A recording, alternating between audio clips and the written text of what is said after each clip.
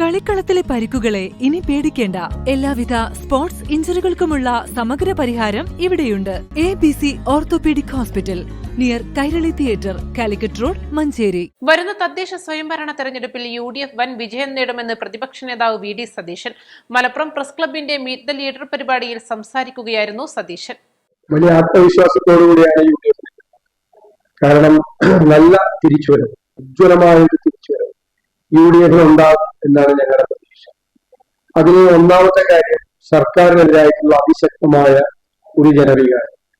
അത് വീടുകളിൽ കയറിയ സ്ഥാനാർത്ഥികളിൽ നിന്നും പാർട്ടി പ്രവർത്തകരിൽ നിന്നും ഞങ്ങളത് ഒരു ഫീഡ്ബാക്ക് ഞങ്ങൾക്ക് കിട്ടിയിട്ടുണ്ട്.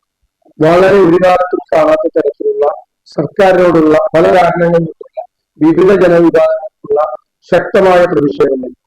രണ്ടാമത്, സാധാരണ പതിവില്ലാത്ത ഞങ്ങൾ നല്ല മുന്നൊരുക്കമായി തെരഞ്ഞെടുപ്പ് നടത്തിയിട്ടുണ്ട്. ഒരു കൊല്ലം മുമ്പ് തന്നെ എല്ലാ വാർഡ് കമ്മിറ്റികളും രൂപീകരിച്ചു, വോട്ടർ പട്ടികയിൽ പേര് ചേർത്തു, ഞങ്ങളുള്ള ഡോർ ടു ഡോർ ക്യാമ്പയിൻ നടത്തി, കുടുംബ സംഗമങ്ങൾ നടത്തി, ഞങ്ങൾ സജ്ജമാണ്. പിന്നെ പൊതുവെ UDFിലെ ഘടകകക്ഷികൾ തമ്മിലുള്ള മാറ്റങ്ങളില്ല. നിങ്ങൾക്ക് തന്നെ അറിയാം, പണ്ട് മലപ്പുറത്തൊക്കെ സാമ്പാർ മുന്നണി പറ്റുക. ഈ പ്രാവശ്യം എല്ലാവരും ഒരുമിച്ച് ഒറ്റക്കെട്ടായിട്ടാണ് നിൽക്കുന്നത്. കോൺഗ്രസിനെ സംബന്ധിച്ചിടത്തോളം റിബൽ സ്ഥാനാർത്ഥികളൊക്കെ വളരെ കുറവാണ്, 10 പോലുമില്ല. പുതിയൊരു പ്രതിഭാസം ഒരിക്കലും കാണാത്ത കേരള പാർട്ടികളിലാണ് ഇപ്പോ റിബൽ ശല്യം. CPM-ലൊക്കെ സംസ്ഥാന വ്യാപകമായി നിരന്തരമായ റിബൽ ശല്യമാണ്. അപ്പൊ ഞങ്ങൾ ഈ ഗവൺമെന്റിനെതിരായി ഉന്നയിച്ച കുറ്റപത്രം അത് ഗൗരവതരമായി എല്ലാ ഫീൽഡിലും ചർച്ച ചെയ്യുന്നുണ്ട് എന്നാണ് ഞങ്ങളുടെ വിലയിരുത്തൽ. ഇപ്പൊ ശബരിമല വിഷയം ഞങ്ങൾ വളരെ ഗൗരവത്തോടുകൂടി എത്തിക്കൊണ്ടുവന്നൊരു വിഷയമാണ്. അതിപ്പോഴും അത് അന്തരീക്ഷത്തിൽ ഏറ്റവും പ്രധാനപ്പെട്ട വിഷയമായിരിക്കും. കാരണം ശബരിമല അയ്യപ്പ ക്ഷേത്രത്തിലെ ശ്രീകോവിലിന്റെ വാതിലും കട്ടളയും ദ്വാരപാലക ശില്പവും അടക്കം മോഷ്ടിച്ച, കവർന്നെടുത്ത ഒരു വലിയ സംഭവം കേരളം തന്നെ അമ്പരത്തിരിക്കുക.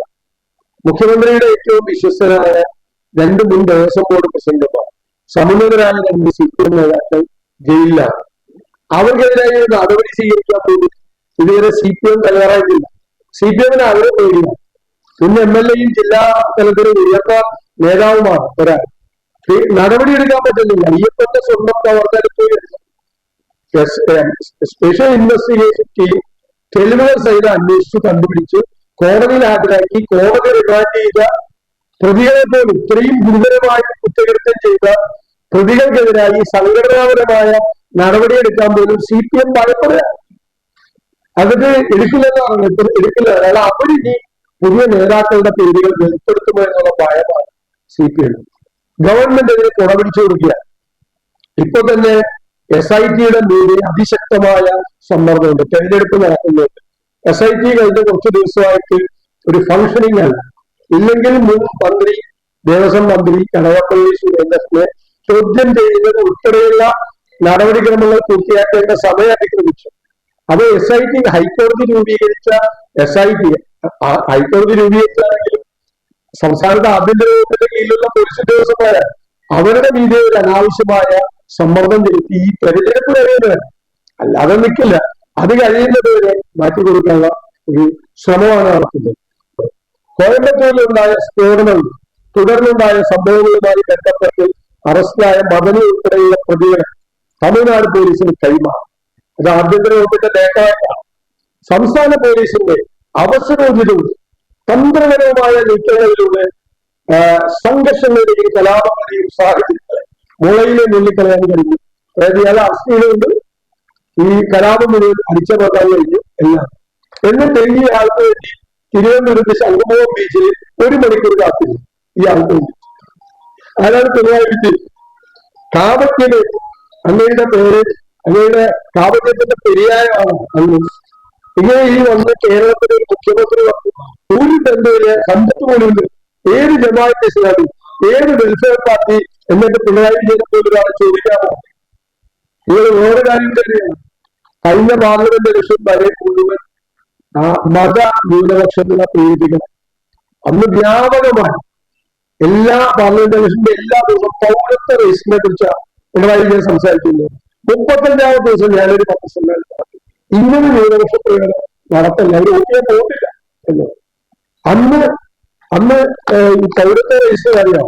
പൗരത്വ ഭേദഗതി നിയമത്തിനെതിരായി സംസ്ഥാനത്ത് നടന്ന പ്രക്ഷോഭങ്ങളുമായി ബന്ധപ്പെട്ട് 843 കേസുകൾ രജിസ്റ്റർ.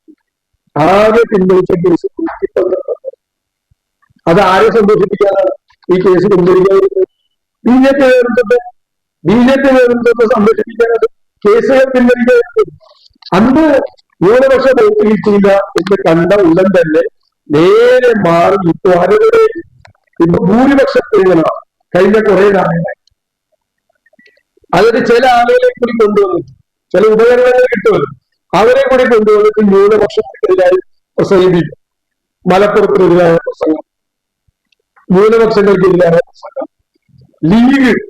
ലീഗ് വർഗീയ ശക്തിയല്ല, മതേതര ശക്തിയാണെന്ന് ലീഗിന്റെ പുറകെ നടന്നപ്പോ ഒരു കൊല്ലം മുമ്പ് പറഞ്ഞിട്ടാണ് ലീഗിനെ കിട്ടൂല എന്ന് കണ്ടുകഴിഞ്ഞപ്പോൾ ലീഗ് വർഗീയ ശക്തിയായി.